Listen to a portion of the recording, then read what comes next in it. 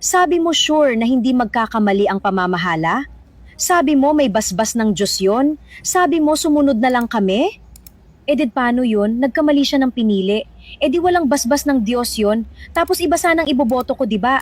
Pero sabi niyo sumunod lang kami kahit sabi ng iba utu-utu tayo.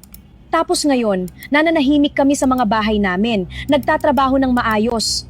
Karamihan nasa malalayo pa na probinsya, yung iba, walang-wala sa buhay. Yung iba naman may mga karamdaman. Karamihan ay may kanya-kanyang problema, tapos ngayon, mag-aaya ka mag-rally. Hala, lintik, manloloko talaga pala ang kauto ng mga manalo, di pala sure ang kaligtasan sa kanila. Wala palang basbas ng Diyos ang mga gawain sa kanila. Di na dapat palang sunod sa Noren o, oo ng oo na lang, lintik, kita nyo, debotong miyembro ng kauto ng mga manalo. Sumiklab at binulgar ang mga kahuwadan sa kauto ng mga manalo. Di dapat pala sunod ng sunod na lang sa sinasabi ng kauto ng mga manalo.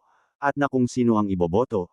Dahil puro kahayopan pala ginagawa ng kauto ng mga manalo, puro pagbenta ng boto nila, e bawal sa Omnibus Election Code yan, sabi nila, aaya kayo ng rally, nasa hotel kayo, pakain-kain pero di nyo dinadamayan yung mga nasa kalsadang nabibilad at mga gutom, tapos 150 pesos o 100 lang binigay nyo, kawawa naman, maglalakad sila pa uwi, dahil di pa pala pwedeng ilabas yung bus na ginamit, hinuli ng LTO. Yan ba ang sumusunod sa batas, mga demonyo kayo?